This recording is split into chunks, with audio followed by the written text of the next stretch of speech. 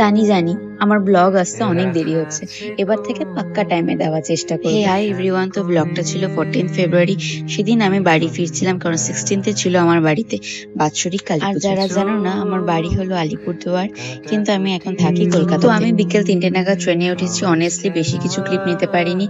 যেটুকু moment capture করছি তোমাদের সাথে শেয়ার করছি। রাতের ডিনারের জন্য আমি পাস্তা বানিয়ে এনেছিলাম, বাট খিদে পেয়ে গেছিল বিকেলে, তো আমি সেটাই খেয়ে নিই।